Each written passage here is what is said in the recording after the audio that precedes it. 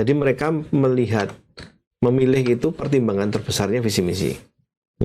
Gitu. Ketika kita tanyakan apakah visi misi lingkungan itu penting, 97% mengatakan ya. Kami akan memilih presiden dan capres dan cawapres yang punya visi untuk menyelesaikan permasalahan lingkungan. Yang WWF lakukan itu sebetulnya intinya kita pengen membantu pemerintah siapapun itu. Iya. Jadi selama bertahun-tahun WWF itu kan membantu pemerintah untuk pengelolaan taman nasional, konservasi satwa. Membantu itu all out kita, tim staf kami ada di lapangan. Tapi kami siap campur tangan ya, selama ini begitu. Bahwa sekarang pemerintahnya nggak mau dibantu itu urusan lain.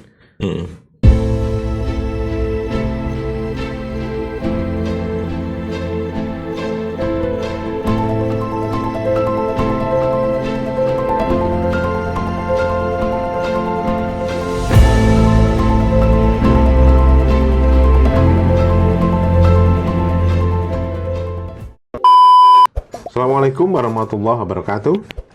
Teman-teman semua, kembali saya bersama Mas Irfan Bakhtiar dari WWF. Nah, WWF ini Desember kemarin melakukan survei tentang persepsi kaum muda ya terhadap pasangan calon wapres gitu, lingkungannya. Jadi tentang lingkungan. Melihatnya begini, kita mensurvei sejauh mana visi misi lingkungan capres dan cawapres itu menjadi pertimbangan kaum muda untuk memilih. Gitu. Saya bisa diceritain sedikit, Mas Irfan, hasilnya atau ininya? Iya, jadi kenapa kami mengadakan survei itu yang pertama, itu penting itu. Jadi kita melihat gini, anak muda, kan kita melihat ini anak muda menentukan segmen yang mau di survei itu kan juga kita diskusinya panjang itu. Sebuah kesulitan. Akhirnya kita memilih 17 sampai 30 tahun. Jadi Gen Z saja juga tidak, milenial juga tidak sepenuhnya, tapi kami memang pemilih muda dari 17 sampai 30 tahun itu yang kita survei. Kita menggunakan verifikasi identitas untuk memastikan semua yang disurvei itu ada di range itu. Ada yang pelajar, ada yang mahasiswa, ada yang karyawan swasta gitu.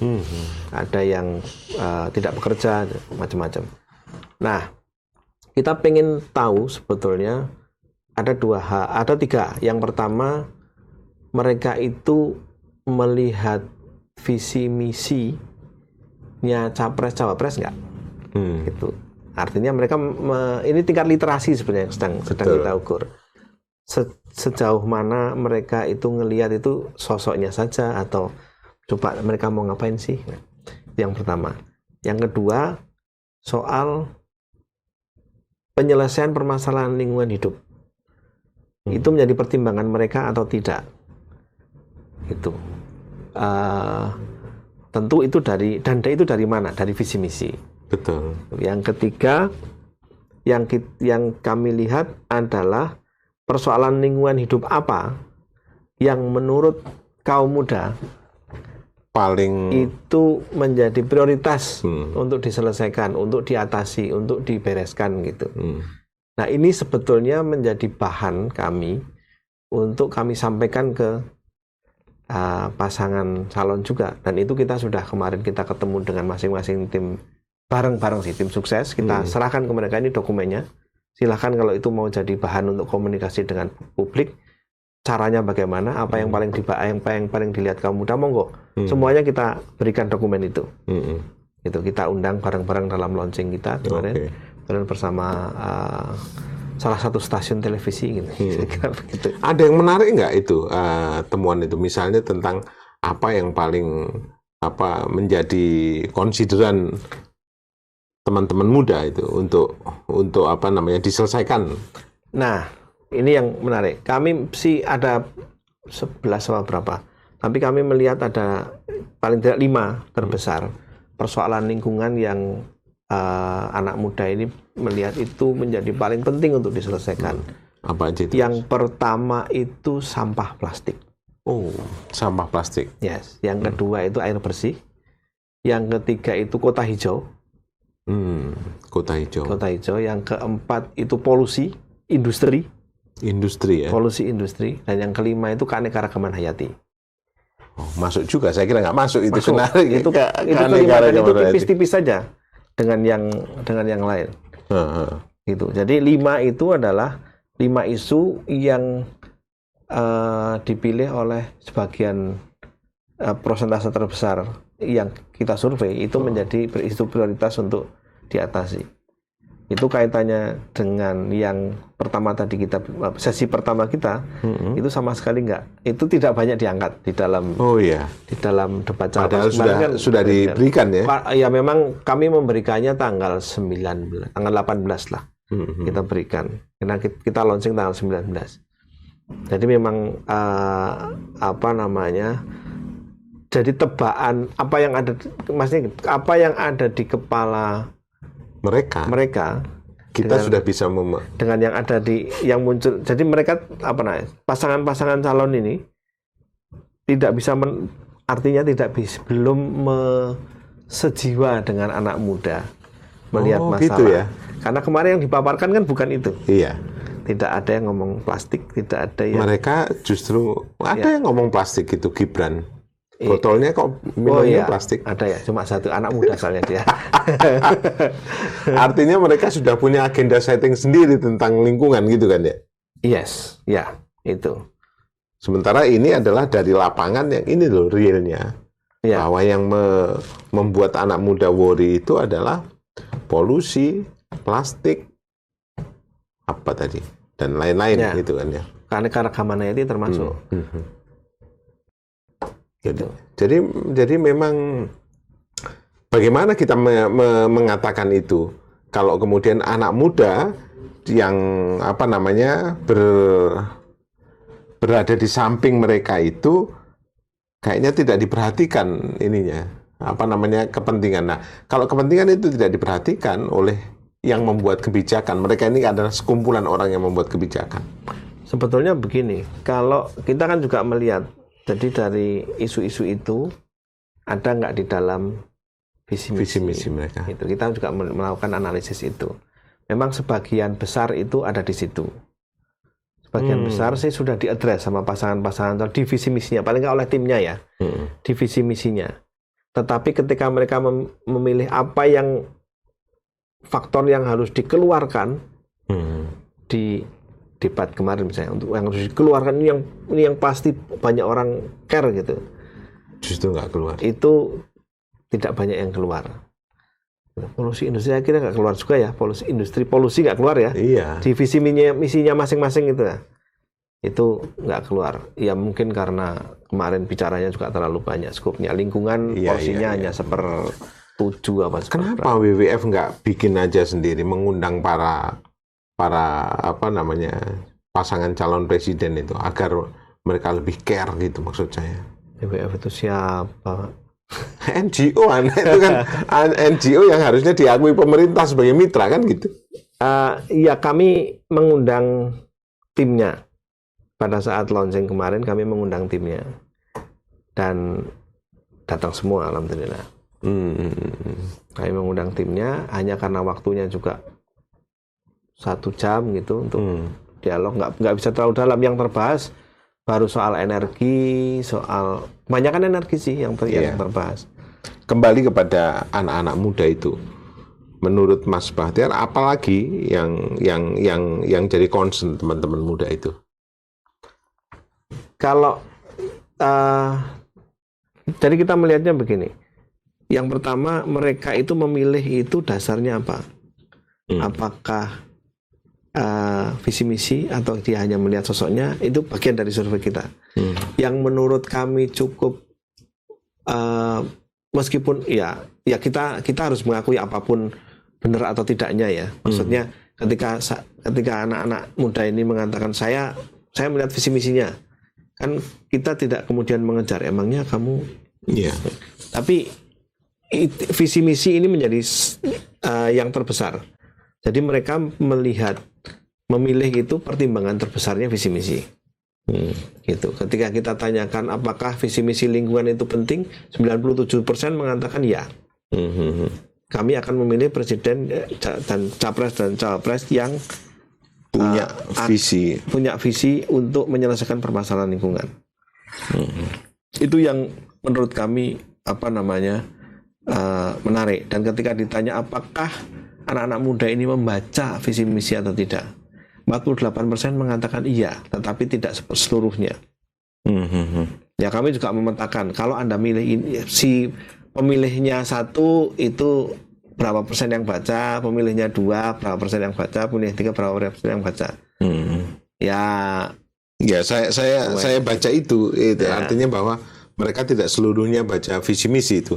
Ya. Artinya apa? Media menjadi sangat penting kan itu tadi. Betul. Iya kan. Bagaimana mengkomunikasikan, istilahnya reach out anak muda ini kan menjadi visi misi ini kalau cuma ditayangkan di majalah, media online gitu. Iya.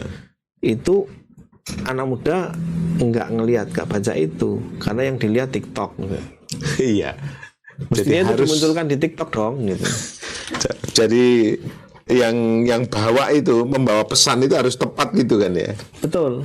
Jadi supaya lebih kelihatan, media komunikasinya juga harus tepat sesuai dengan anak muda itu. Kalau memang pemilih muda yang 50% lebih ini akan diambil hatinya. Tapi kalau kemudian kita ngomong responden, Mas, responden anak-anak muda itu rata-rata aware nggak sama lingkungan kita sih? Iya. Aware ya? Iya, justru aware itu ditunjukkan dengan mereka 97% yang 5 tadi itu, yang 5 apa yang itu, isu yang paling penting itu. Dan 97% responden itu mengatakan mereka akan memilih visi misi lingkungan menjadi pertimbangan penting untuk memilih capres dan cawapres. Iya. Concern itu sudah ada, bahwa kemudian asupan informasi yang masuk itu tidak sepenuhnya mereka dapat. Itu ini PR-nya capres dan cawapres dan timnya gitu. Mas Irfan Bahtiar masih melihat ya bahwa mereka kayaknya kok belum reach out tadi itu, persoalan-persoalan lingkungan kepada anak-anak muda, bagaimana mengatakannya dan segala macam. Betul atau tidak? Itu dugaan saya. Iya, karena kita melihat dari survei itu, mereka hanya baca sebagian misalnya misinya. Itu sebagian itu debatnya dari mana, kebanyakan ya media sosial gitu.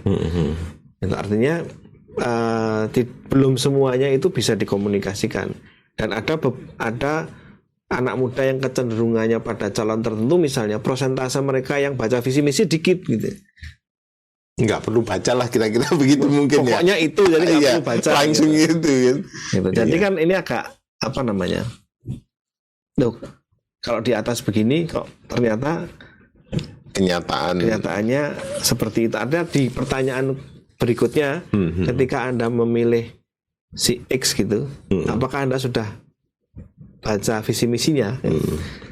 Yang jawab sudah itu sedikit, untuk ada yang gitu. Pokoknya saya itulah gitu. Tidak usah baca itu kan gitu. Tapi apapun itu juga menjadi penting ya, isu-isu ini ya. Apa saja yang akan dilakukan oleh WWF atau NGO atau yang lain untuk mendorong setelah kemudian pemerintahan ini berjalan, mungkin nanti siapapun yang menang begitu, apa yang akan dilakukan? Kalau kami akan tetap dengan kerja-kerja kami ya, kerja-kerja konservasi. Iya. Jadi mengawal, kalau yang WWF lakukan itu sebetulnya intinya kita pengen membantu pemerintah siapapun itu. Iya. Jadi selama bertahun-tahun WWF itu kan membantu pemerintah untuk pengelolaan taman nasional, konservasi satwa. Membantu itu all out kita, tim staf kami ada di lapangan. Kemudian juga bagaimana membuat mereka itu bahu-membahu dengan tugas dari pemerintah yang mengelola konservasi itu di lapangan. Kita ke sana kita lakukan. Jadi WWF bukan yang hanya ngelihat dari jauh, dan kemudian teriak ini kayak gini, ini ada kerusakan datanya kami enggak. Tapi Kami ikut siap turun campur tangan ya, dalam selama tanda petik. ini begitu. Bahwa sekarang pemerintahnya nggak mau dibantu itu urusan lain. Kami pengen bantu. Selama ini pelajarannya WWF sejak awal Menarik itu pemerintah nggak mau dibantu itu. Mesti punya apa ya, bad stories atau apa ya, diusir dan segala macam, diekstradisi dan segala macam itu ya. Sampai kalau sekarang ini dari angka 1 sampai 10, pemerintah yang kemarin itu mau dibantu atau tidak mau dibantu kira-kira? Yang gini, kalau pemerintah sekarang, kami masih bekerja sama dan membantu beberapa kementerian. Gitu. Jadi untuk urusan sawit berkelanjutan, saya masih sering ke Kementerian Perekonomian dan Kementerian Pertanian. Ngurus RSPO ya? ISPO. ISPO gitu. ya. Kemudian ISPO. bagaimana pemerintah Indonesia menyiapkan smallholder petani kecil untuk UDA, keberlanjutannya seperti apa. Kami tidak hanya di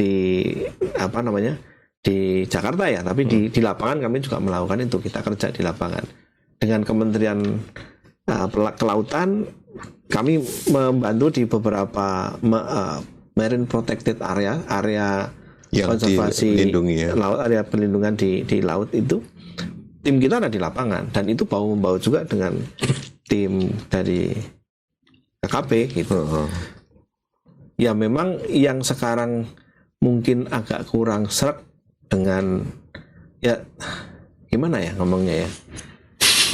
Ngomong aja enggak apa-apa. Jadi WWF selama beberapa tahun terakhir memang tidak bisa lagi, sementara ini tidak bisa lagi bekerja di Taman Nasional. Gitu, karena ya mungkin kita dipandang melakukan kesalahan atau apa, kita tidak punya MOU dengan Kementerian LHK selama beberapa tahun terakhir. Ya sebetulnya sih sayang ya, kalau saya sih melihat kita nggak punya pretensi apapun. Karena SDM-nya WWF itu penting begitu loh, buat itu keberlanjutan, lingkungan dan segala macam itu ya enggak? Iya. Karena orang yang bisa memberi kacamata yang lain dari sebuah kacamatanya pemerintah kan perlu ya enggak? Ya. Gitu. Sebetulnya ini bukan soal kacamata atau ini ya. Tapi Ini bukan kacamata. ini kacamata sebenarnya. Ya lebih pada ya pasti ada sudut pandang yang berbeda sesekali, tapi tidak selalu berbeda juga. Gitu. Ketika banyak berinteraksi juga kita juga berupaya untuk meyakinkan quote and quote ya pemerintah, mitra-mitra kami bekerja bahwa oke, ini sebaiknya kita menuju ke sana. Gitu. Dan itu di beberapa program kerjasama kami dengan pemerintah sangat bagus. Jadi WWF itu artinya bukan termasuk ke area kiri gitu ya, artinya terlalu NGO yang kiri kayak Greenpeace gitu. Ya strateginya mungkin berbeda. Itu. Mana yang kiri, mana yang kanan gitulah ya. Jadi menurut saya ya berat juga teman-teman kerjanya WWF, apalagi dalam tataran meyakinkan, membuat agar pemerintah percaya itu ya enggak? Iya, ya sebetulnya karena ini udah lama ya, WWF kan udah panjang ya. 60 tahun. 60 tahun. Jadi kerjasama dengan pemerintah Indonesia juga sudah panjang. Tapi pemerintah berganti dan Anda harus meyakinkan setiap orang. Setiap pemerintahan yang berlaku gitu. Iya. Karena kalau tidak repot. Kita bisa merasakan itu gitu kan ya. Iya. Sehingga susah juga. Nah, kalau seperti ini terus kan repot ya, teman-teman. Jadi saya kira mari kita berdoa lah untuk teman-teman NGO yang memang punya visi yang bagus untuk membantu kita dan segala macam. Karena kalau tidak, maka Indonesia ini akan banyak yang masuk ke hutan, masuk ke segala macam tanpa pengawasan, dan mereka punya surat sakti untuk menebang sana sini, nerobos sana sini dan segala macam. Dan kita tetap menunggu bahwa yang ada dalam pikiran kita itu ya WWF, Greenpeace itu kan ya. Karena sudah lama juga gitu kan. Jangan sampai teman-teman ini juga nanti kehabisan nafas untuk berjuang di sini. Saya kira berhubungan dengan pemerintah itu bukan hal yang mudah. Pasti sulit, iya kan? Gimana ya? Ya sulit-sulit mudah. Gitu. Ini ada definisi lagi. Baik teman-teman, terima kasih. Semoga ini menjadi ketertarikan tersendiri. Saya sih tertarik ngobrolin tentang WWF, WWF. Nanti kalau kemudian ada programnya apa, kita bedah di sini. Saya kira kami juga mungkin harus mengambil bagian untuk menyebarluaskan itu. Terima kasih. Assalamualaikum warahmatullahi wabarakatuh. Waalaikumsalam.